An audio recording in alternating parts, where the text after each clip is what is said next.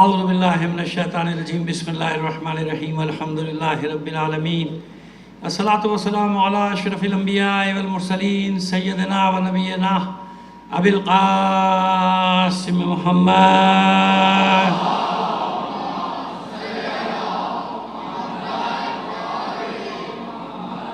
وآلہ الطیبین الطاہرین المعصومین ولعنۃ اللہ علی اعدائہم مجمعین من الآن الى قیام یوم الدین. اما بعد فقد قال اللہ تعالی فی کتابہ المبین وہو اصدق القائلین وقولہ الحق. بسم اللہ الرحمن الرحیم وجعلنا منہم ائمۃ یہدون بامرنا لما صبروا وکانوا بآیاتنا یوقنون. صلوات بھیج دیجیے محمد علی محمد پر.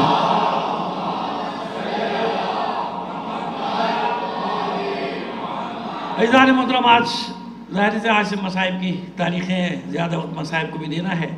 بس ایک جملہ عرض کرنا چاہتا ہوں کہ ہم سے بھی یہی کہا گیا ہے کہ بھائی ایک دن چھوڑ دیجئے، کل تک کی مہلت. چلو بھائی کل تک کی مہلت، تو بات تو پہنچ گئی ہے، سب جگہ پہنچ رہی ہے. لیکن ایک چیز میں آپ کو جو بتانا چاہ رہا ہوں، پہلے بھی بتانے کی کوشش کی کہ یہ راز ہے، کچھ سمجھ میں نہیں آ رہا. جانتے ہیں کیا مسئلہ ہے؟ مسئلہ یہ ہو رہا ہے کہ باقاعدہ پیغامات بھیجے جا رہے ہیں کہ دیکھیے کے ایس سی کے مسئلے کو نہ اٹھائیے، وہ کے الیکٹرک کے مسئلے کو نہ اٹھائیے. یہ میری سمجھ میں نہیں آ رہا ہے یہ کے الیکٹرک آخر کیا بھلا ہے، کہاں تک ہے ان کا اختیار؟ بھائی میں بس اشاروں میں سمجھ لیجیے کہیں کہاں سے میسیجز آ رہے ہیں.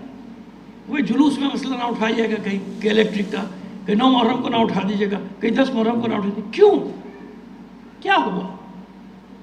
ہیں کیا یہ لوگ؟ بھائی آخر کتنا روب ہے ان کا تم پر؟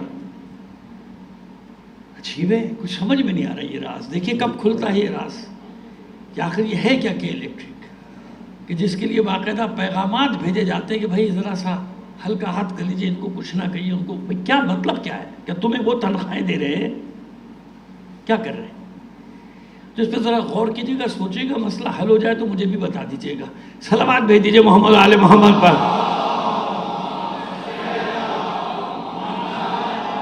آئیے اپنے مضمون کی طرف آتے ہیں سیدھے کیونکہ آج ویسے ٹریفک میں بھی ہمیں خاصی دیر ہو گئی. کراچی ہے نا، کوئی آپ پیشن گوئی تو کر نہیں سکتے. ایک ہی جگہ 20 منٹ کھڑے ہو گئے، کیا کر سکتے ہیں؟ ہم نہ آگے جا سکتے ہیں نہ پیچھے جا سکتے ہیں، کچھ نہیں کر سکتے. لیکن بہرحال کوشش کریں گے کہ جلدی مطلب کو لے کر چلیں. بس یہ تو طے ہے کہ امام کی ضرورت ہے نا، یہ ہر جگہ. اچھا نام امام نہ رکھیں لیکن ضرورت ہے. مسلمانوں میں تو ویسے بھی ضرورت ہے نا. ہمارے یہاں اصول دین، ہمارے برادران کی یہاں فروع دین. ہمارے یہاں شرط ہے معصوم عن الخطا، امام ہوگا تو معصوم ہوگا. وہاں یہ معصوم کی شرط نہیں ہے، امام کی شرط نہیں. لیکن بین الاقوامی طور پہ بھی یہ مسئلہ ہے کہ امام کی ضرورت ہے. اب اس کو پیشوا کہیں، رہبر کہیں، رہنما کہیں، لا بد للناس من امیر، لا بد للناس امیر، بر او فاسق، بر او فاسق، الگ الگ لفظ بدل جاتے ہیں. مولا کا فرمان ہے کہ لوگوں کے لیے ایک امیر ضروری ہے. لوگوں کے لیے ایک امیر، ایک سردار، ایک پیشوا. سردار نہ ہو، آپ دیکھیں نا اتنے بڑے بڑے دنیا میں انقلاب آتا ہے، وہ کوئی نبی تو نہیں ہے، وہ کوئی پیغمبر تو نہیں ہے. وہ ولاڈیمر ایلچ لینن ہو، چیئرمین ماؤ ہو، نیلسن مینڈیلا ہو، اور دنیا میں تھوڑی مسلمانوں کو چھوڑیے دوسرے کی باتیں کر رہے ہیں، ہے نا. اتنے بڑے بڑے لیڈر، نبی تو نہیں ہے، پیغمبر تو نہیں ہے. لیکن قیادت ہے، رہبری ہے، پیشوائی ہے. لوگ جمع ہو گئے. جب لوگ جمع ہو گئے، کچھ نہ کچھ حاصل کر لیا، غلط حاصل کیا، صحیح کیا نا. یہی مولا فرما رہے ہیں کہ چاہے وہ برا ہو چاہے اچھا، ایک رہبر ضروری. لابد للناس سے امیر، ایک امیر ایک حالت میں تمہیں چاہیے ہے، ہونا چاہیے، ایک ہونا چاہیے. اچھا ہوگا، اچھے راستے پہ لے جائے گا. اور پوری تاریخ پڑھی، میں تو 2-3 نام لے دیے نا. اب پوری تاریخ دیکھ لیجئے کہ پیشواؤں کے بغیر گاڑی، انہی کو امام اسی معنی میں کہتے ہیں امامت عامہ. اس کے بغیر گاڑی کہاں آگے چلے گی؟ پاکستان بن گیا. اگر نہ ہوتے محمد علی جناح تو کیا ہوتا؟ لیکن قائد اعظم بھی داؤ کر گئے لوگوں کے ساتھ. بعد میں لوگوں کو پتہ چلا عقیدہ کیا ہے، کہہ بیٹھے قائد اعظم. بعد میں ہو گیا، ان کو پتہ چلا کہ تو الٹا ہو گیا معاملہ. اب کچھ نام کو بدل بھی نہیں سکتے، یہ بھی تو بڑی مجبوری ہو گئی. لیکن بہرحال بات تو ہے نا जमा हुए, बात हुई, बन गया मुल्क, आज़ाद हो गया मुल्क। अब मसला क्या हो गया, सब जगह एक ही जैसा मसला हो गया। माशाल्लाह इतने रहबर, इतने पेशवा, किसी एक की बात नहीं कर रहा, समझे, मैं आपकी बात नहीं कर रहा कि समझे, नहीं नहीं, मैं सबकी बात कर रहा हूँ। देख लीजिए ना आप, देखिए एक मसला आपको समझा दें कि जब पेशवा ना हो, रहबर ना हो, तो होता क्या है। हमारी कौम में शऊर भी है, मैं बता दूँ, जज्बा भी है, अच्छी भी है। आज बुरे तो हर जगह है, कहाँ नहीं है भाई, हुजूर के ज़माने में बुरे थे, किसी भी मुल्क का नाम ले लो, अच्छे बुरे हर जगह है। ये नहीं कि भाई किसी जगह पूरी कौम बस 100% सारे के सारे थे, वो उसको छोड़िए, लेकिन बतौर कुल्ली कौम अच्छी है, ठीक है। और कौम समझ भी रही है कि बुरा हो रहा है, और कौम हालात को बदलना भी चाह रही है। एक जगह मैंने और भी बात की थी, जहाँ ये बात हो रही थी, तो वहाँ भी मुझे मजबूरन तो ये कहना पड़ा था कि असल मसला तो वो तो आप समझ नहीं रहे, मसला क्या किया है आपके साथ, इन लोगों ने आपके साथ किया क्या है। सब चाहते हैं कि इस निज़ाम से जान छूट जाए, ऐसे ही है ना, पूरा पाकिस्तान चाहता है इस निज़ाम से हमारी जान छूट जाए, हम आज़ाद मुसीबत से हमारी जान छूट जाए। कैसे छूटे, निकल भी नहीं सकते, और निकलते छोटे छोटे, पूरी कौम नहीं निकल रही ना, क्यों, जब जानती है कौम कि ये हो रहा है तो क्यों नहीं निकलती। अब वो राज आपको बताने जा रहे हैं, वो बात बताने जा रहे हैं, मतलब कोई ऐसे राज नहीं है, लेकिन वो बताएं हमको मसला क्या है, असल मसला मारूजी हालात, जो हमारे हालात का जबर जिसमें हम जी रहे हैं ना, इसमें वो क्या, इन्होंने पहले मालूम है क्या किया, हुआ ये कि देखिए पहले 2 इकाइयों में तकसीम किया, मशरिक मगरिब, ठीक है ना, समझ रहे हैं ना पुराने लोग, मशरिक मगरिब में तकसीम किया, फिर उसके बाद मज़ीद 4-5 इकाइयों में तकसीम किया, सुबाइयत, ठीक, सुबाइयत, लिसानियत, इलाकायत, फिर उसके बाद मजहबी इकाइयों में, भाई चीज़ें तो पहले से मौजूद थी ना, 1400 साल से हैं, उन इकाइयों में तकसीम किया, तो माशाल्लाह 150 जमातें मजहबी वजूद में आ गई, सबकी मिला के, हमारी बात नहीं कर रहा हूँ, ये ना समझिएगा कि हमारे माशाल्लाह इतने सारे घरों हैं, उनकी तरफ इशारा कर रहा हूँ, उनकी भी तादाद वैसे इतनी ही है। मैंने एक दफ़ा टोटल करने की कोशिश की थी, 100 के बाद मैं थक गया, मैंने कहा छोड़ो भाई, पता नहीं कहाँ तक जा रहा है मामला, सलावत भेजिए मोहम्मद आले मोहम्मद पर।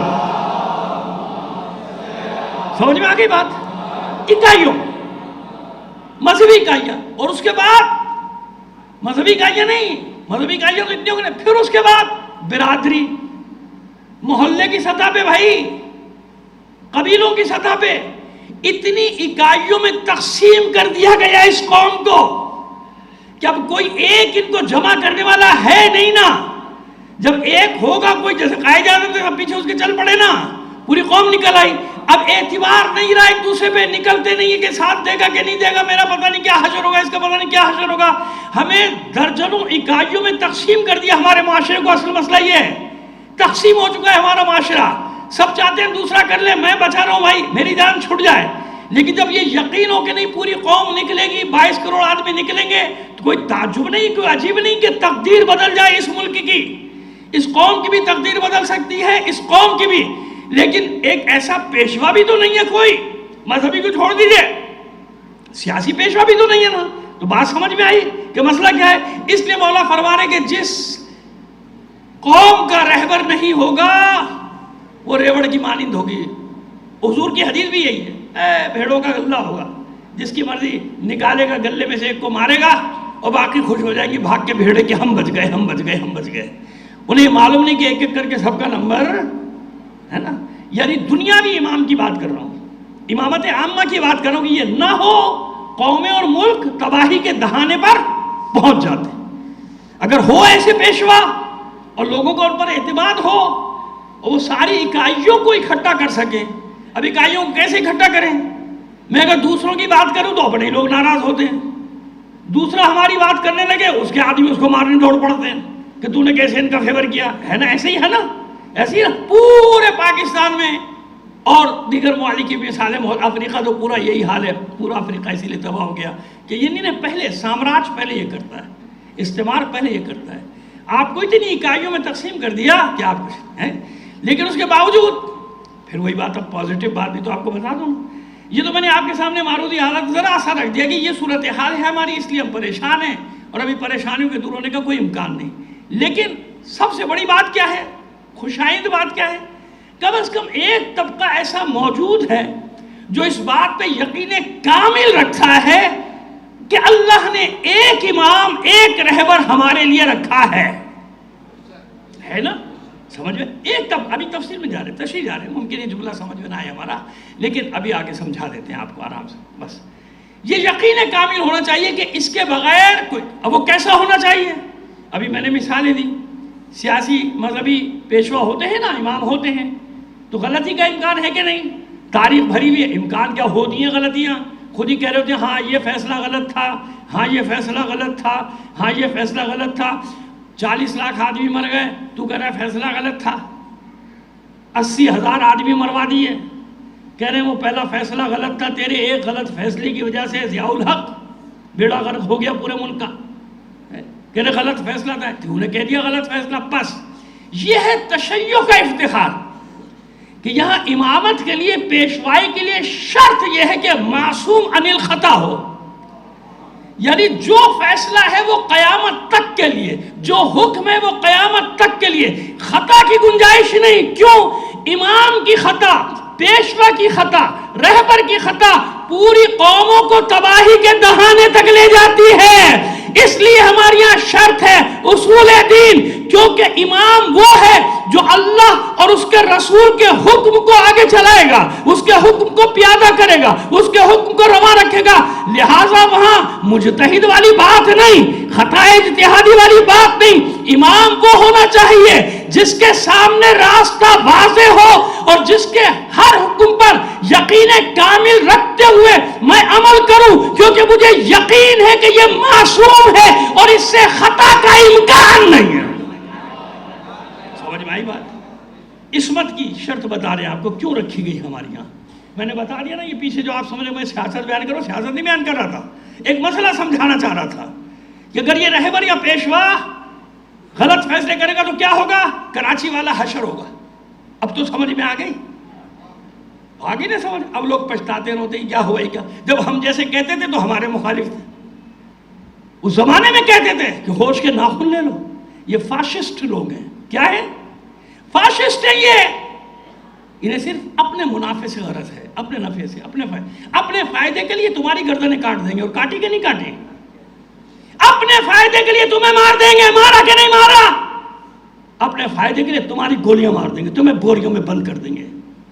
برا لگ رہا ہوگا کچھ لوگوں کو، ہمیں بھی تو بہت برا لگا اور لگ رہا ہے اور لگتا رہتا ہے، تو حوصلہ کرو نا آپ سننے کا۔ ہم تو خیر اس وقت بھی سناتے تھے، خدا کا شکر ہے بوڑھے گواہ ہیں۔ یا تو سمجھ میں آ گئی بات؟ کتنی سادہ سی بات ہے کہ ایک غلط فیصلہ کیا کرتا ہے، کہاں پہنچا دیتا تباہی کے دانے میں۔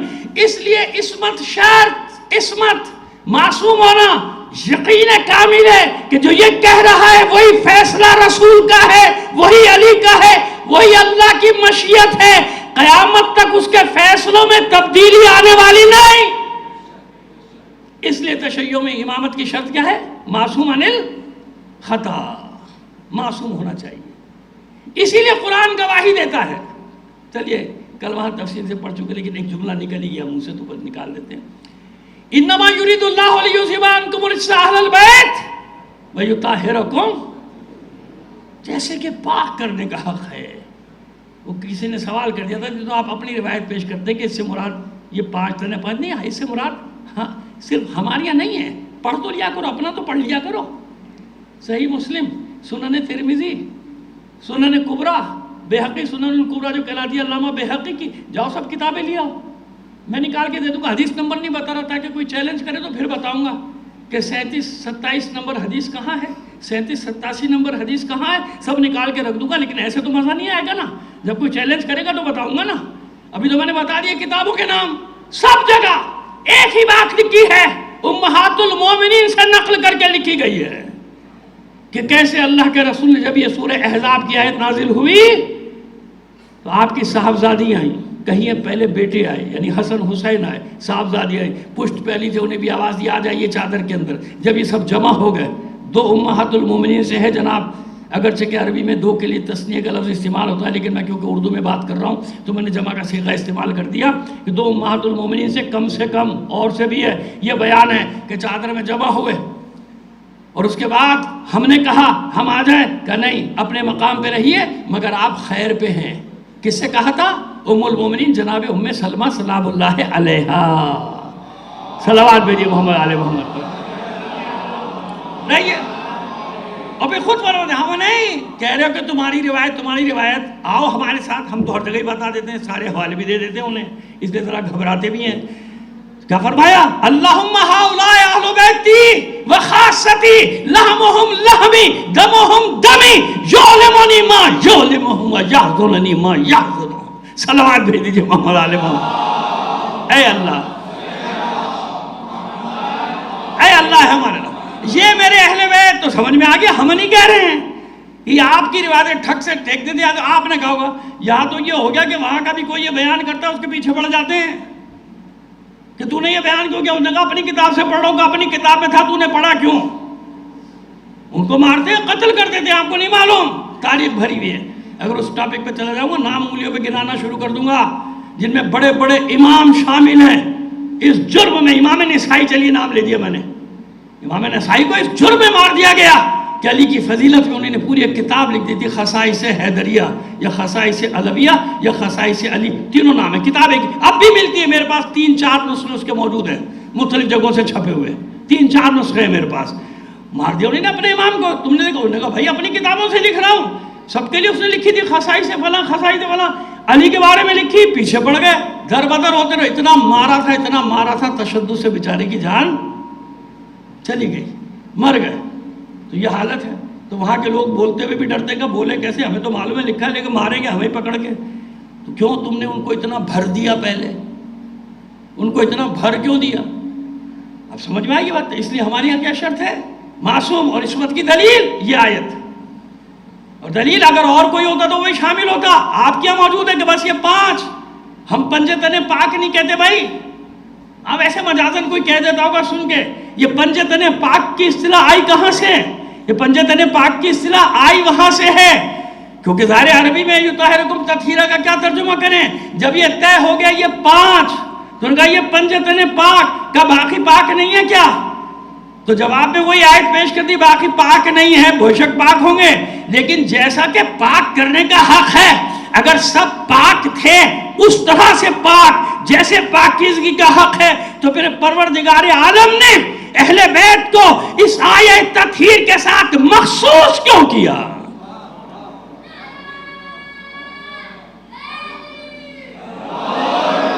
پاک ہونا اور بات، اور آیت تطہیر کا مصداق ہونا یہ اور بات. یہ ہمارے بھائیوں نے لکھا ہے. میں اس لیے ان کو سلام پیش کرتا ہوں جنہوں نے اس دور میں بھی آج بھی یہ باتیں بیان بھی کر رہے ہیں اور لکھ بھی رہے ہیں، خود لکھ رہے ہیں. بھائی کہتے نہیں ایسا نہ کرو کہ شیعوں کی دشمنی میں اہل بیت کا دامن چھوڑ دو، یہ ان کے الفاظ ہوتے ہیں. کہتے ایسا نہیں کرو کہ شیعوں کی دشمنی تم اہل بیت کے دشمن بن جاؤ، پھر بچا کیا تمہارے پاس؟ کچھ بھی نہیں بچے گا. تو پہلی چیز کیا بتائی ہم نے؟ آج یہاں تک آگے عصمت، تاکہ آپ کو معلوم ہو کہ اگر ہم کہتے ہیں امام معصوم تو کیوں کہتے ہیں. اگر غلطی کا امکان ہوگا تو پھر معلوم نہیں کون سا فیصلہ صحیح تھا کون سا فیصلہ غلط تھا. صلح کرنا صحیح تھا یا جنگ کرنا صحیح تھا؟ اب تو سمجھ میں آ گیا، کیونکہ معصوم ہے. اگر صلح حسن ہے تو صلح محمد ہے، جنگ حسین ہے تو جنگ محمد ہے. حسن کی صلح بھی رسول کی صلح، اور حسین کی جنگ بھی رسول کی جنگ. حرب کا حربی، ان سے جو لڑے گا وہ مجھ سے لڑے گا، جو ان سے لڑے گا وہ انا حربن لمن حاربہم. کہہ دیا نا اللہ کے رسول نے، میری اس سے جنگ ہے جس کی ان سے جنگ ہے، جو ان سے جنگ کرے گا وہ مجھ سے جنگ کرے گا. بتا دیا نا. تو بس معصوم ہے، اس لیے دوسرے دھوکہ کھا گئے. مزاج کا فرق تھا. ایک بھائی کا تھا اس کا مزاج صلح والا تھا، ایک بھائی کا مزاج جنگ والا تھا. یہ مزاج امامت ہے، اور مزاج امامت مشیت کے تابع ہوتا ہے. مشیت کے تابع کیا مطلب؟ مشیت ہے صلح کر لو تو صلح کی جائے گی، مشیت ہے جنگ تو جنگ ہوگی. ورنہ صلح حدیبیہ کو کہاں لے کے جاؤ گے؟ صلح حدیبیہ اور غزوہ بنی قریظہ، صلح حدیبیہ میں سب چھوڑ دیا، ان کی شرطیں مان لی. بنی قریظہ میں 400 یہودیوں کے سر قلم کرا دیے. تو دونوں مزاج ایک جگہ ملے نہیں ملے؟ تو مزاج رسالت تھوڑی ہے کوئی، یہ مزاج رسالت ڈھلا ہوا ہے مشیت کے سانچے میں. مشیت کا تقاضا ہے صلح تو صلح ہوگی. اسی لیے اللہ کے رسول نے فرمایا کہ دونوں میرے بیٹے امام ہیں، چاہے یہ قیام کی حالت میں ہو چاہے یہ قعود کی حالت میں ہو، یعنی چاہے یہ جنگ کرے چاہے صلح کرے امام. اس لیے ہمیں یقین، اگر کسی نے ٹھکرا دیا، اب آئیے ایک دو مثالیں دے دینا آپ کے لیے، اور پھر اس کے بعد انشاءاللہ میری نظریں گھڑی پر ہیں، آج ظاہر کے مصائب کو زیادہ وقت دینا ہے، تو یہ آپ کو ذرا سا ایک مسئلہ اور سمجھا دیں. ساتویں امام نے کیا فرمایا؟ خبردار باطل کی نوکری نہ کرنا. جمال صفوان نے جمال کے ساتھ کیا کیا تھا؟ جس نے اونٹ کرائے پہ دے دیے تھے بس حج کے لیے جنگ کے لیے نہیں. ہارون رشید کو امام نے ملنے سے منع کر دیا، بڑا روتا گڑ گڑاتا، نہ معلوم کیسے مدینے میں اجازت مل گئی اس کو. اس وقت امام وہاں تھے، اجازت مل گئی ملنے کی، آ جاؤ بھائی. وہ مولا مجھ سے ناراض کیوں؟ میں نے کیا کیا؟ کہ تو نے اپنے اونٹ ہارون کو کرائے پہ نہیں دیے؟ کہ مولا حج کے لیے دیے، حج کے سفر کے لیے دیے، اور کیا؟ نہیں بے شک تو نے حج کے لیے دیے، لیکن یہ بتا تیری تمنا تھی کہ نہیں کہ زندہ رہے اتنے عرصے تک میرا کرایہ تو دے دے اونٹوں کا. مر گیا تو میرا اونٹوں کا کرایہ کون دے گا؟ بھائی بادشاہ تو ایسے ہی ہوتے ہیں نا، مر گئے تو بیٹا ان کے قرضے تھوڑی ادا کرتا، وہ اور لے کے آتا ہے ابا کے نام پہ، ابا مر گئے جنازہ اٹھانا ہے، پیسے اور دے دو. بھکاری ہے نا بھائی. ہمیں تو بڑی آسانی ہوگی، جو اپنے منہ سے اپنے آپ کو بھکاری کہتا ہو تو ہم بھی تو بھکاری کہیں گے نا پھر اس کو. تو یہ بھکاری ہے جو خود کہتے ہیں کہ ہم کیا ہے؟ بھکاری. ہاں تم بھکاری ہو، خاندانی بھکاری ہو، تم انگریزی سامراج کے جوتے چاٹنے والوں کی اولادیں ہو. ہم نے اس وقت بھی ان کے غلامی نہیں کی، آج بھی ان کے غلام نہیں. ہمارا فکر آزاد، ہمارا ذہن آزاد، ہمارا عقیدہ آزاد الحمدللہ. ہمارا سالار ہے حریت پسندوں کا سالار حسین. ہم وہ حریت پسند لوگ ہیں، تم اب بھکاری، ہم نہیں ہیں. ایک صلوات بھیج دیجیے محمد آل محمد پر.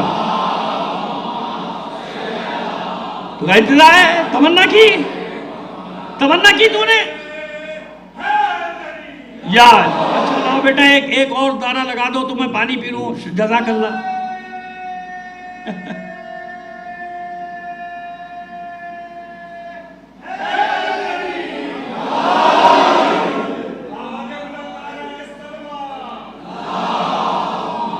جزاک اللہ بھائی. میں نعرے وارے لگواتا نہیں، لیکن ایک ذرا سہارا مل جاتا ہے نا، ڈھارس ہو جاتی ہے کہ ہاں آپ لوگ بیدار بیٹھے ہیں، ماشاءاللہ پروردگار آپ سب کو سلامت رکھے. تو بتا وہ کیا ہوا؟ تو نہیں تمنا تو تھی تیری کہ سرج ہوگا، کہتا ہاں یہ تو ہے، مر جاتا تو پیسے کہاں ملتے ہیں. وہ بعد والا پتہ نہیں دیتا، میرے اونٹ بھی ضبط کر لیتا، الزام لگا دیتا مجھ پہ دھاندلی کا، اور میرے اونٹ بھی رکھ لیتا الٹے. یہ تو تھے کہ بس یاد رکھ، صفوان جمال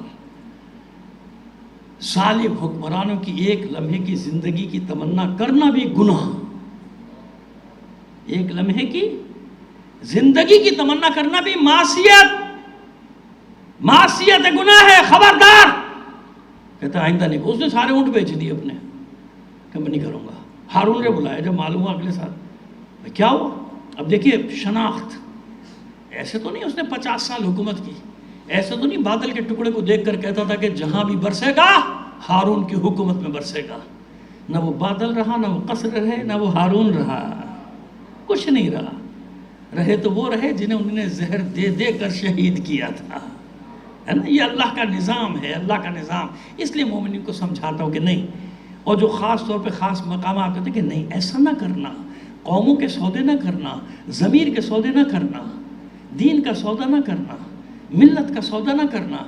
پھر اللہ تمہیں عزت دے گا، اور جو اللہ عزت دے گا وہ کوئی چھین نہیں سکتا. وہ اللہ کوئی چھین سکتا ہے جسے اللہ عزت دے؟ اب وہی آپ کے لیے حسین، جسے حسین عزت دے گا اس کی عزت کوئی چھین سکے گا؟ لیکن یقین اور عقیدے کی بات ہوتی ہے. یقین ہو اور عقیدہ ہو، اپنے مولا پر عقیدہ ہو. بیچ دی. بلائے ہارون نے. کیا ہوا بھائی؟ کہاں گئے اونٹ تیرے؟ اتنے 100 اونٹ تھے.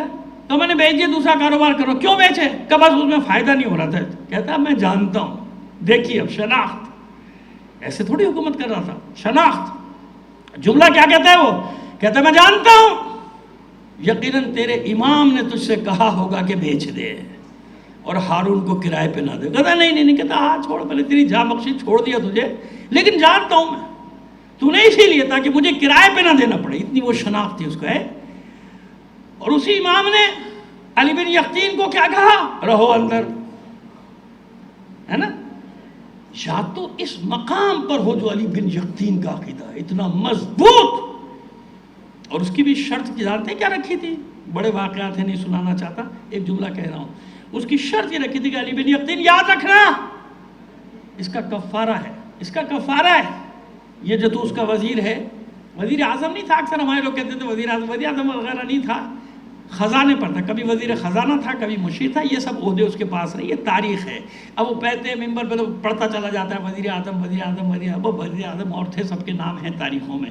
خیر، تو وہ جناب کہتا ہے کہ علی بن یقطین سے فرماتا ہے مولا خبردار اس کا کفارہ ہے، اور کفارہ یہ ہے کہ خبردار کوئی ہمارا مومن تیرے در پہ ایسا نہ ہو کہ سوالی بن کر آئے اور تو اس کو دھتکار دے۔ اگر تو نے ہمارے کسی چاہنے والے کو، یہ تمام لوگوں کو نصیحت کر رہا ہوں، اور ایسا ہوا تھا ایک زمانے میں کہ میں نے ایک صاحب کو بہت بڑے منصب پہ تھے، انہیں قول سنائے تھے، ایک مسئلہ ہو گیا تھا جس میں سینکڑوں ڈاؤن سازنگ اور نامعلوم کیا کیا ہونا تھا، تو میں نے کہا یہ بتائیے آپ کی نوکری ختم ہو گئی تو دوسری ملے گی؟ کہا مجھے کیوں نہیں ملے گی، میں تو کہیں بھی جا کے کر لوں گا دنیا میں، پوسٹ ایسی تھی نا اتنی بڑی، اگر یقین کر لینا آدمی تو پھر بتا رہا ہوں کیوں نہیں ملے گی، بالکل۔ میں نے کہا یہ بیچارے نکال دیے گئے، ان کو ملے گی؟ ان کو کہاں ملے گی، ان کو تو نہیں ملے گی۔ اس زمانے میں 7-8 ہزار تنخواہ ہوتی تھی، پرانی بات کر رہا ہوں، ان کو 7-8 ہزار تنخواہ ہے، آپ کریں اب بھی آپ کا پیکج جو 1 لاکھ کا، اس زمانے میں 1 لاکھ یعنی آج کے سمجھیے 30-40 لاکھ۔ میں نے کہا آپ کو کہتے ہیں ہاں مجھے تو مل جائے گی، میرے لیے بہت جگہ، ان کا کیا ہوگا؟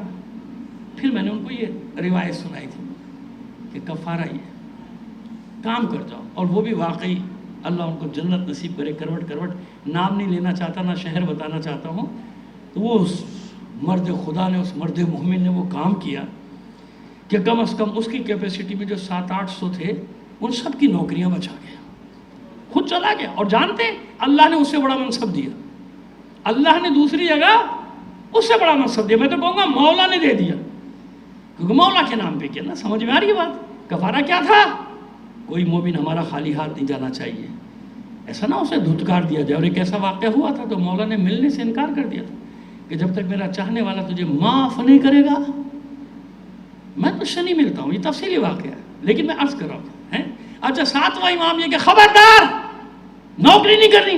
8واں امام خود ہی ولی عہدی قبول کر لی، مامون نے بنایا، امام نے، کتنا بڑا ہے۔ ابھی جب معصوم کی 8ویں امام کی محفل ہوئی، میں اتفاق سے مشہد میں بھی تھا، یہاں بھی پڑھی وہاں بھی پڑھی، تو وہاں میں اس میں فلسفے پہ بات کرتا رہا امام کی ولی عہدی، کہ ظاہر ہے اس کا تو موقع نہیں ہے، نہ وقت ہے، اشارہ کر دیا میں نے، ہے نا، لیکن کیونکہ معصوم ہے ہمارا کبھی یقین ڈھاوا ڈول ہوا نہیں ہوا نا۔ کیوں بھئی؟ ہمیں یقین ہے نا کہ معصوم ہے، معصوم خطا کر ہی نہیں سکتا، جو قدم اٹھا رہا ہے اللہ کی مرضی کے تحت اٹھا رہا ہے۔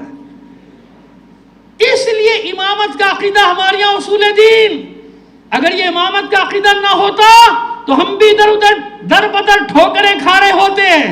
آج تک اس عقیدہ امامت نے آپ کو بچا کے رکھا ہوا ہے، کیونکہ یہ یقین کامل ہے کہ جو ہے امام وہ معصوم عن الخطا، جو کہہ رہا ہے وہی ہے، اس کے علاوہ کچھ نہیں۔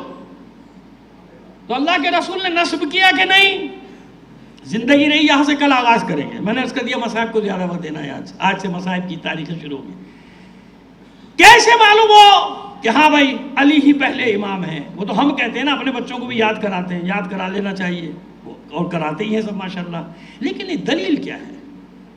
کس نے بنایا؟ آپ نے بنا دیا یا اللہ نے بنایا، رسول نے بنایا؟ جو آیات آپ پڑھ رہے ہیں وہ تو کلی ہیں، اس میں علی کہاں ہے؟ وَجَعَلْنَا مِنْهُمْ أَئِمَّةً يَهْدُونَ بِأَمْرِنَا وَجَعَلْنَاهُمْ أَئِمَّةً يَهْدُونَ بِأَمْرِنَا، یہ دو الگ الگ آیات جو پڑھ رہا ہوں روزانہ، وہ تو اللہ نے بنائے ہیں۔ یہ کب کہا کہ علی بن گئے؟ سورہ بقرہ کی آپ تلاوت کرتے ہیں، وَإِذِ ابْتَلَىٰ إِبْرَاهِيمَ رَبُّهُ بِكَلِمَاتٍ فَأَتَمَّهُنَّ قَالَ إِنِّي جَاعِلُكَ لِلنَّاسِ إِمَامًا، ہاں بنایا اللہ نے۔ یہ کہاں پتا کہ علی ہے امام، حسن ہے امام، حسین ہے امام، ٹھیک ہے نا؟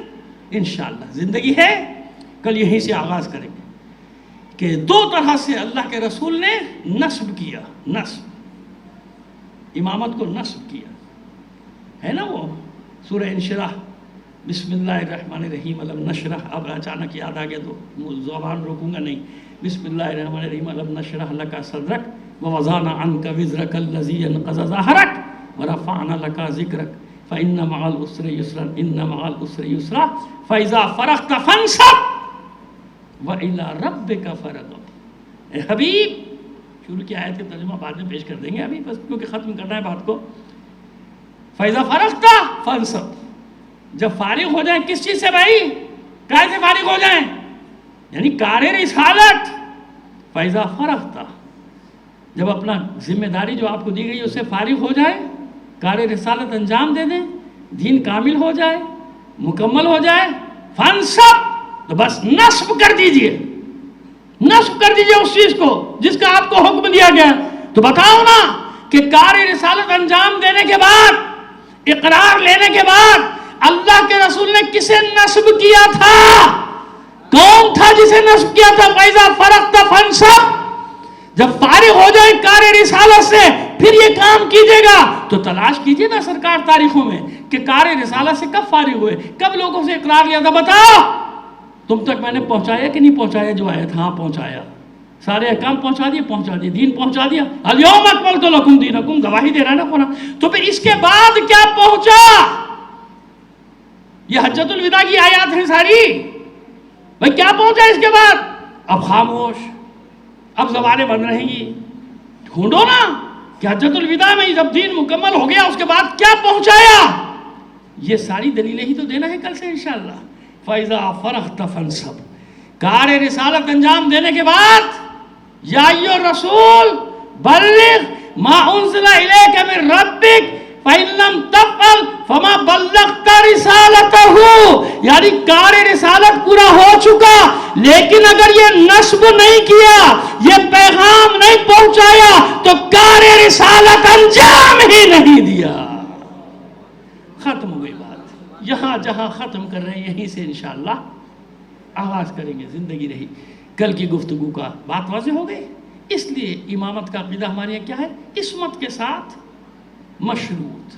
معصوم ہوگا امام، معصوم نہیں ہوگا تو ہر فعل میں شک ہے، صحیح کہ غلط، صحیح کہ غلط. پھر ہم بھی یہی کہا کریں گے خطائے اجتہادی ہو گئی.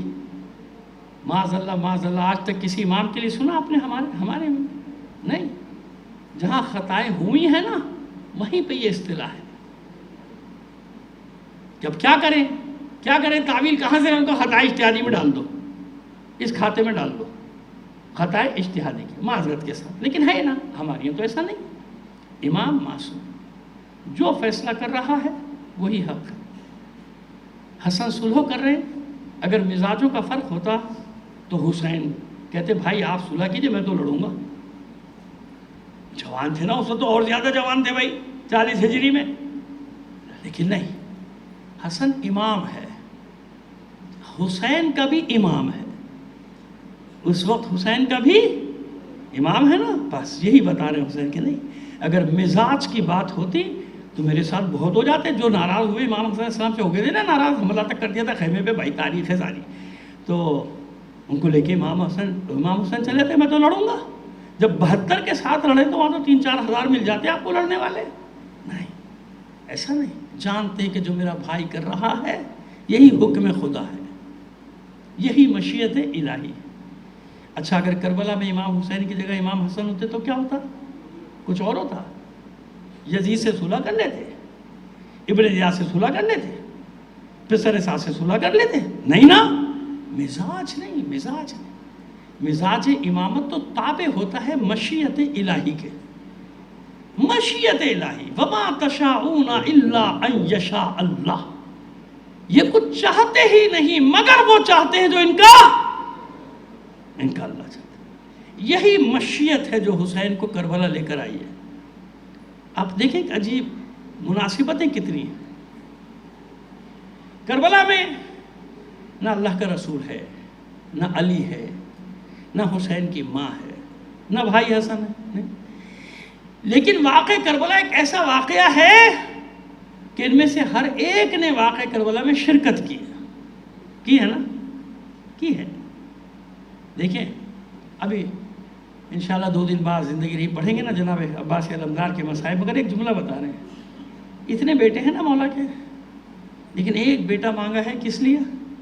کربلا کے لیے، نیابت کرے میری، یعنی جو میری یاد دلائے کہ علی یہاں ہے، معصوم ہے کونین ثانیہ زہرا یاد دلا دی، اسی لیے تو ثانیہ زہرا لقب ہے نا، یعنی فاطمہ اس انداز میں شریک ہے۔ حسن 6 یا 7 بیٹے کربلا میں شہید ہیں، کم سے کم 5 بیٹے امام حسن کے شہید ہیں، لیکن ایک خاص قاسم جن کا ذکر آئے گا ابھی، ہے نا خاص۔ بس اب سمجھ میں آیا راز کیا ہے شبیہ پیغمبر ہونے کا علی اکبر کے؟ اس لیے حسین علی اکبر کو ساتھ لے کر آئے تھے، اور اس لیے اللہ نے شبیہ پیغمبر بنایا تھا تاکہ بتا سکے کہ یہ وہ وحشی درندے تھے جنہوں نے شبیہ پیغمبر پر بھی وار کیا، یعنی اگر ان کے سامنے اللہ کا رسول ہوتا تو یہ اس پر بھی وار کرتے۔ ایسا نہیں تھا کہ کوئی نہیں جانتا تھا۔ سنیے چند جملے ابتداءً سن لیجئے مجھ سے، تعارف میں شہزادے علی اکبر کے سب جانتے تھے۔ یہ آپ کی یہ صفت اتنی مشہور تھی کہ جب آپ گھر سے نکلتے تھے نا تو جو بزرگ صحابہ تھے وہ بچوں سے جوانوں سے کہتے تھے اللہ کے رسول کی زیارت کرنا چاہتے ہو؟ وہ شوق سے کہتے تھے کیوں نہیں؟ کہ وہ دیکھو حسین کا بیٹا علی اکبر آ رہا ہے، جاؤ اس کی زیارت کرو۔ جب گھر سے نکلتے تھے تو ماں کہتی تھی بیٹا چہرے پہ نقاب ڈال لیا، کہیں ایسا نہ ہو میرے چاند کو کسی کی نظر لگ جائے۔ جب نکلتے تھے تو دوڑ دوڑ کے جوان آتے تھے اور دائیں بائیں آگے پیچھے چلتے تھے علی اکبر کے، تاکہ گھر جا کے فخر سے کہہ سکے کہ آج ہم شبیہ پیغمبر کے ہم رکاب تھے، ہم رکاب تھے شبیہ پیغمبر کے۔ اور بتاؤ کیا ہے علی اکبر؟ ابھی پڑھتے ہیں شہادت، ہم تو خود سارا سال انتظار کرتے ہیں شہزادے علی اکبر کی شہادت پڑھنے کے لیے۔ اللہ ہمیں ہمت دے کہ پڑھ سکیں کچھ تھوڑا سا، پورا حق تو کوئی بھی نہیں ادا کر سکتا، لیکن کچھ تھوڑا سا حق ادا ہو جائے۔ جانتے ہیں کیا ہے علی اکبر؟ جب اسیروں کا قافلہ کوفے میں داخل ہوا نا تو آپ جانتے ہیں نا کہ ناقوں کے آگے آگے نیزے تھے اور نیزوں پہ شہداء کے سر تھے۔ ایک موڑ پہ خواتین کا ہجوم تھا، کوفی بیویوں، کوفی کے عورتوں کا ہجوم۔ جو ہی ان کی نگاہیں علی اکبر کے سر پہ پڑی ہیں اپنا منہ پیٹ پیٹ کر رونا شروع کر دیا، سر پیٹنا شروع کر دیا، چلا چلا کر کہتی تھی کاش اس جوان سے پہلے اس کی ماں مر گئی۔ اب بتائیے علی اکبر کیا ہوگا اپنے بابا کے لیے، کیا ہوگا اپنی ماں ام لیلہ کے لیے؟ کیا ہے علی اکبر؟ خود حسین فرماتے ہیں جب مجھے نانا کی زیارت کا شوق ہوتا ہے نا بیٹا علی اکبر میں تیرے چہرے کو دیکھتا ہوں۔ یعنی علی اکبر کا چہرہ حسین کے لیے کیا ہے؟ رسول کے چہرے کی زیارت گاہ، زیارت کرتا ہے رسول علی اکبر کے چہرے کی۔ جب یہ پہنچے ہیں کربلا، مؤذن ہے نا، 2-3 مؤذن کے نام ہیں، ایک نہیں 2-3 مؤذن ہیں حسین کے لشکر میں۔ کبھی ہلال اذان دیتے ہیں، کبھی کوئی اور، کبھی کوئی اور، کبھی ایک سلمان نام کا آپ کا غلام ہے وہ اذان دیتا ہے۔ 2-3 مؤذن کے نام ہے، لہذا کہیں کسی مؤذن کا نام دیکھیں تو پریشان ہونے کی ضرورت نہیں ہے، کنفیوز ہونے کی ضرورت نہیں ہے۔ اب یہ عاشور کی صبح ہلال بڑے گلدستے اذان پہ اذان دینے کے لیے، حسین نے روک دیا، ہلال ٹھہر جائیے، آج آپ اذان نہیں دیں گے۔ دستبستہ عرض کی مولا مجھ سے کوئی غلطی ہو گئی؟ نہیں غلطی نہیں ہوئی، میرا دل چاہتا ہے یہ آخری اذان اپنے نانا کی آواز میں سنوں۔ علی اکبر کو بلائے، میرے لال آج اذان تم دو گے۔ علی اکبر گلدستے اذان کی طرف بڑھ رہے ہیں، یعنی وہ مقام جہاں اذان دینا ہے وہاں بڑھ رہے ہیں۔ لمحوں میں یہ خبر خیموں تک پھیل گئی کہ علی اکبر اذان دے گا۔ بیویوں بچوں میں یہ خبر پھیل گئی۔ جو ہی علی اکبر نے اللہ اکبر کہا، بیویاں پچھاڑے کھانے لگی ہیں۔ علی اکبر کی آواز سنتے جانتی ہیں کہ اب یہ آواز سننے کو ملے گی نہیں. نماز تمام کی. حسین اور ان کے رفقا نے حملہ عام ہوا، جس کی میں تفصیل عشر ثانی میں ہمیشہ پڑھتا رہتا ہوں، کئی بار پڑھی ہے میں نے. آدھے سے زیادہ لشکر داد شجاعت دے کے، ایک ایک کا میں نے حال پڑھا. ایسے نہیں کہ آدھے شہید ہو گئے آپ سن کے چل جاتے، میں نے ایک ایک کا حال پڑھا بھی ہے اور لکھا بھی ہے. کیسی جنگ کی تھی ان لوگوں نے اس حملہ عام میں. تن بتن جنگ کی باری آئی. سب سے پہلے جو ہستی میدان جنگ میں جانے کی اجازت دینے کے لیے حسین کے سامنے آئی، اس کا نام ہے علی اکبر. اسی لیے بعض کو شبہ ہوا کہ سب سے پہلا شہید علی اکبر ہے، کیونکہ یہ حقیقت ہے. سب سے پہلے علی اکبر ہے. بابا اجازت ہے میدان میں جاؤں؟ کیونکہ رات کو ماں نے عہد و پیمان لیا ہے نا ام لیلا نے. میرے لال دیکھ، یہ سب ہاشمی ہیں، میں باہر کی ہوں، میری لاج رکھ لے، میری عزت رکھ لے، میری آبرو رکھ لے. میں کنیز ہوں ادنا سی فاطمہ زہرا کی، میری لاج رکھ لے، مجھے سرخرو کر دے. آئے بابا میدان میں جاؤں؟ اور حسین نے اجازت دے دی. ہاں بیٹا جاؤ. کیوں نہیں اجازت دے گا؟ سب موجود ہیں، پہلے میرا بیٹا جائے گا. لیکن عزاداران حسین کیسے جاتا علی اکبر؟ ادھر اجازت ملی، ادھر انصار حسینی نے صف باندھی. صاحب مولا یہ کیسے ہوگا؟ یہ کیسے ہوگا؟ ہم زندہ ہوں، علی اکبر میدان میں چلا جائے. کیا وہ دکھائیں گے آپ کے نانا کو کہ شبیہ پیغمبر پہ وار ہوتے رہے اور تم زندہ تھے، دیکھ رہے تھے؟ مولا یہ نہیں ہو سکتا، علی اکبر نہیں جائے گا.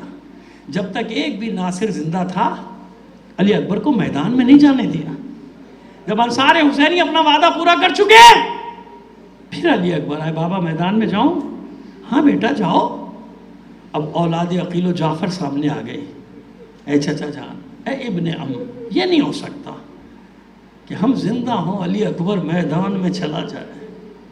کیا منہ لے کر جائیں گے قیامت کے دن اپنے اجداد کے سامنے؟ شبیہ پیغمبر خاک و خون میں غلطہ ہو گئی، تم زندہ تھے، نہیں جانے دیا. اولاد عقیل و جعفر کے بعد اولاد حسن، علی کے بیٹے، ایک ایک کر کے سب آتے رہے. کسی نے علی اکبر کو میدان میں جانے نہیں دی.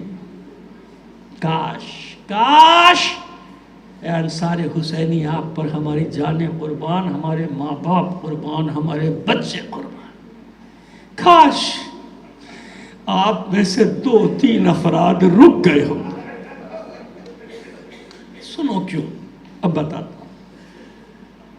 جب یہ سب داد شجاعت دے چکے، علم فوج حسینی ساحل فرات پہ ٹھنڈا ہو گیا، یا یوں کہیے کہ عباس کے لہو میں غرق ہو گیا. پھر علی اکبر سر جھکائے سامنے. بابا اب میدان میں جاؤں؟ میرا دل کہتا ہے، روایت نہیں پڑھ رہا، اطمینان رکھیے، میں جو روایت نہیں اس کو روایت نہیں کہتا، میرا دل کہتا ہے شاید حسین نے کبھی دائیں دیکھا ہو، کبھی بائیں دیکھا ہو. شاید کوئی آگے بڑھ کر کہتے مولا علی اکبر ابھی نہیں جائے گا. کوئی نہ تھا، کوئی نہ تھا علی اکبر کو روکنے والا. اور حسین روکتا بھی کیسے؟ سب کے لاشیں تو میرا مولا خود اٹھا کر لایا تھا، کیسے روکتا بھلا؟ ہاں میرے لال جاؤ، بے شک جاؤ، لیکن سنو پہلے ماں سے ایک بار رخصت ہو لو، ماں سے اجازت لے لو. آئے علی اکبر، جناب ام لیلا کے خیمے میں آئے. دیکھیے گا ابھی کیا کیفیت ہے ام لیلا کی اور شہادت کے بعد کیا ہو جائے گا. علی اکبر آئے کہ مادر گرامی، بابا پہ قربان ہونے جا رہا ہوں، میدان میں جا رہا ہوں، آخری سلام کے لیے آیا ہوں، آپ کی اجازت درکار ہے. ماں نے بڑے اطمینان سے کہا بیٹا میں کون ہوں اجازت دینے والے؟ جس پھوپھی نے پال کے پروان چڑھایا ہے نا اس سے اجازت ہے. کتنا اطمینان ہے جناب ام لیلا کے لہجے. مشکل ہے مرحلہ، سخت ہے مرحلہ علی اکبر کے لیے. آئے پھوپھی اماں کے خیمے میں سلام کیا. اب دیکھیے روایت وہی ہے مقتل کی، لیکن جہاں تک اجازت دیتے ہیں نا فقہا، وہاں تک اپنے الفاظ کا استعمال کرتا ہوں، بس اس سے زیادہ. روایت وہی ہے جو میں پڑھ رہا ہوں، واقعہ وہی ہے جو میں پڑھ رہا ہوں. جواب دیا ثانیہ زہرا نے رخ پھیر لیا، حیرت سے کہتے ہیں شہزادے علی اکبر پھوپھی اماں کبھی ایسا نہیں ہوا، ہم آئے ہوں اور آپ نے رخ پھیر لیا، کیا آپ کے علی اکبر سے کوئی خطا ہو گئی ہے جو آپ نے ہم سے منہ پھیر لیا؟ فرماتی ہے ثانیہ زہرا میرے لال بھلا تجھ سے کوئی خطا ہو سکتی ہے، لیکن میں جانتی ہوں آج تو کس ارادے سے آیا ہے۔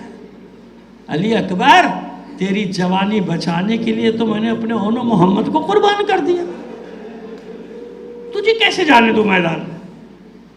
اچھا پھوپھی اماں میں نہیں جاؤں گا، جب تک آپ اجازت نہیں دیں گی میدان میں نہیں جاؤں گا۔ مطمئن ہو گئی زینب۔ اب علی اکبر فرماتے ہیں اچھا پھوپھی اماں بس ایک مسئلہ درپیش ہے وہ حل کر دیجئے۔ بیٹا اس وقت میں تیرا کون سا مسئلہ حل کر سکتی ہوں؟ پھوپھی اماں اچھا بس یہ بتا دیجئے آپ کا مرتبہ بلند ہے یا میری دادی زہرا کا؟ گھبرا کے ثانیہ زہرا فرماتی ہے میرے لال علی اکبر یہ تو نے کیسا سوال کر دیا؟ کہاں میں ادنا سی کنیز، کہاں وہ معصوم کون ہے، کہاں وہ محشر کی ملکہ، کہاں وہ خاتون محشر، کہاں میں، کیا مقایسہ، کیا موازنہ؟ کہ بس پھوپھی اماں بس یہ بتا دیجئے اگر قیامت کے دن میری دادی زہرا نے پوچھ لیا آپ سے اپنے علی اکبر کو بچا لیا میرا حسین قتل ہو گیا، زینب کو اپنے بھتیجے پہ پیار آ گیا، آگے بڑھی، گلے میں باہیں ڈالی، اپنے بچے کے پیشانی کے بوسے لینا شروع کر، آنکھوں میں آنسو، اب نہیں روکوں گی میرے لال علی اکبر، اب میں نہیں روکوں گی، تو نے تو مجھے لاجواب کر دیا۔ اس طرح اجازت لی اور خیمے کے باہر حسین باغ تھامے کھڑے، حسرت سے علی اکبر کو دیکھا، سوار کرایا، جاؤ بیٹا خدا حافظ، ہم بھی کچھ دیر میں تمہارے پیچھے پیچھے آنے والے ہیں۔ علی اکبر میدان کی طرف بڑھے، چند قدم چلے تھے، احساس ہوا پیچھے پیچھے کوئی آ رہا ہے۔ اب جو علی اکبر نے مڑ کر دیکھا تو کیا دیکھا، بوڑھا باپ دونوں ہاتھوں سے کمر تھامے پیچھے پیچھے چلا رہا۔ اتر آئے علی اکبر گھوڑے سے، واپس مڑے، بابا کے ہاتھ تھام کے کہتے ہیں بابا آپ تو مجھے رخصت کر چکے، اب اگر ایسے میرے پیچھے پیچھے آئیں گے علی اکبر جنگ کیسے کرے گا؟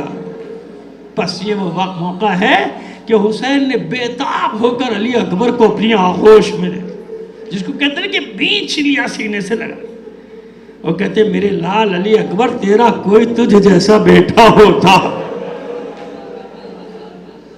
اور اس طرح تیروں تلواروں کے زخم کھانے جا رہا ہوتا تو سمجھ سکتا تھا۔ اچھا میرے لال جہاں تک ہو سکے مڑ مڑ کر مجھے دیکھتا جا۔ گئے علی اکبر میدان میں، جنگ شروع کی، دیکھا ہے ثانیہ زہرا نے علی اکبر کی رخصت پہ میرے بھائی کا کیا حال تھا۔ کچھ دیر گزری، فضہ سے کہا فضہ ذرا خبر تو لے کر آ، میرے بھائی کی خبر تو لا۔ فضہ نے خیمے کا پردہ اٹھایا، کچھ دیر مشاہدہ کر کے فریاد بلند کی، واہ مصیبتہ، واہ حسینہ، واہ سیدہ۔ پوچھا ثانیہ زہرا نے ماں فضہ کیا دیکھتی ہے، کچھ مجھے بتا۔ کہا شہزادی میں کیسے بتاؤں، میرا آقا حسین میدان میں کبھی ادھر دوڑتا ہے کبھی ادھر دوڑ۔ سمجھے آپ کیوں؟ جس سمت میں علی اکبر لڑتا ہوا جاتا تھا نا، حسین اسی طرف دوڑنا شروع کرتا تھا تاکہ میرا بیٹا میری نظروں کے سامنے رہے، میرا بیٹا میری آنکھوں کے سامنے رہے۔ نہ سنا گیا ثانیہ زہرا سے، سجدے میں چلی گئی، بار الہ اکبر کی شہادت کا وعدہ یاد ہے، لیکن مجھ سے میرے بھائی کی حالت نہیں دیکھی جاتی۔ اے یوسف کو یعقوب سے ملانے والے، ایک بار علی اکبر کو حسین سے ملا۔ ثانیہ زہرا کی دعا مستجاب ہوئی، علی اکبر ایک حملہ کر کے واپس پلٹے، بابا نے سینے سے لگایا، کہا بابا میں نے کیسی جنگ کی؟ حسین داد دیتے ہیں مرحبا آفرین میرے بیٹے، بابا علی کی جنگ یاد دلا دی، بابا نے تعریف کی، علی اکبر کا حوصلہ بڑھا، کہتے ہیں بابا پیاس ہلاک کیے ڈالتی ہے، اگر تھوڑا سا پانی مل جاتا نا ابھی جنگ کا خاتمہ کر دیتا۔ علی اکبر جیسا بیٹا حسین سے سوال آب کرے، اور حسین کی امتحان کی منزل دیکھو، امام کے امتحان کی منزل دیکھو، اپنے بیٹے سے فرماتے میرے لال پانی کا بندوبست نہیں ہو سکتا، ایسا کر اپنی زبان میرے منہ میں دے دے۔ علی اکبر نے اپنی زبان بابا کے منہ میں دی، گھبرا کے واپس نکالی، بابا آپ کی زبان تو میری زبان، آپ کی زبان تو میری زبان سے بھی زیادہ خشک ہے، اچھا بیٹا یہ انگشتری منہ میں رکھ لے، کچھ نہ کچھ تسکین ہوتی رہے گی۔ علی اکبر پھر میدان میں گئے، پھر جنگ شروع کی، تھوڑی دیر بعد عالم یہ ہوا کہ حسین کی نظروں سے علی اکبر اوجھل ہو گئے، بس چاروں طرف لشکر ہی لشکر نظر آ رہا تھا۔ حسین نے آواز دینا شروع کی، علی اکبر کہاں ہے؟ علی اکبر کہاں ہے؟ آواز دے، دیکھ بابا پکار رہا ہے، آواز دے۔ ادھر شام کی سیاہ بدلیوں میں گھر گیا حسین کا چاند، آواز تو کانوں میں آ رہی ہے مگر کیسے بتائے بابا تیرے علی اکبر کے ہاتھ سے تلوار چھٹ گئی، کیسے بتائے بابا تیرے علی اکبر کی برچھی گر گئی، سپر گر گئی، خود گر گیا، پس چاروں طرف سے وار ہو رہے تھے، زخموں سے چور ہوا علی اکبر، گھوڑے کی پشت پہ گر پڑے، گردن میں گلے میں باہیں ڈال دی، ابھی گرے نہیں تھے گھوڑے سے کہ سنان ابن انس ملعون آگے بڑھا، پوری برچھی علی اکبر کے پہلو میں اتار دی۔ اب جو اس ملعون نے اپنی برچھی کو واپس کھینچنا چاہا، نیزے کا پھل برچھی کا پھل ٹوٹ کے کلیجے میں رہ گیا، بس اس برچھی کا لگنا تھا، علی اکبر سے گھوڑے پہ ٹھہرا نہ گیا، گرتے گرتے آواز دی، یا ابتاہ علیک منی السلام، اے بابا علی اکبر کا آخری سلام۔ حسین کے کانوں سے یہ آواز ٹکرائی، فریاد بلند کی، یا بنیا علی الدنیا بعدک العفا، اے میرے لال تیرے بعد اس دنیا پہ خاک ہو، اس زندگانی پہ خاک ہو۔ غش کھا کے گر پڑے خاک کربلا پہ، سنبھالا اپنے وجود کو، کھڑے ہوئے، 2-3 قدم چلے، پھر گر پڑے۔ جب حسین سے چلا نہ گیا تو زانوؤں کے بل، کوہنیوں کے بل اپنے وجود کو جلتی ریت پہ گھسیٹنا شروع کیا، آواز دیتے جاتے ہیں، یا علی یا علی یا علی۔ سمجھ گئے نا آپ، سب سے سخت وقت ہے کربلا میں حسین پر، اس لیے اپنے بابا کو پکارے، بابا بابا حسین کی مدد کرو، اپنے بیٹے کی مدد کرو، یا پھر اپنے لال علی اکبر کو آواز دے رہے ہیں، اے میرے لال علی اکبر تیری آواز نے میری بینا، تیری آواز نے میری بینائی چھین لی، اے علی اکبر آواز دے کہ یہ بوڑھا باپ تیرے سرہانے پہنچے، نہ جانے کیسے ٹھوکریں کھاتے ہوئے حسین علی اکبر کے سرہانے پہنچے، سر اٹھا کے زانو پہ رکھا، کچھ رمق جہاں باقی ہے اپنے رخسار علی اکبر کے رخساروں پہ رکھ دیے، بیٹا آنکھیں کھول، دیکھ بابا آیا ہے، دیکھ حسین آیا ہے۔ علی اکبر نے آنکھیں کھولی، بابا کو سلام کیا، حسین نے جواب دیا، پوچھا میرے لال کس حال میں ہے؟ علی اکبر کہتے ہیں بابا نیزے کی انی ٹوٹ کے کلیجے میں رہ گئی، بہت اذیت میں ہوں، بہت تکلیف ہے۔ اچھا میرے لال یہ امتحان بھی لے گا، حسین یہ امتحان بھی دے گا۔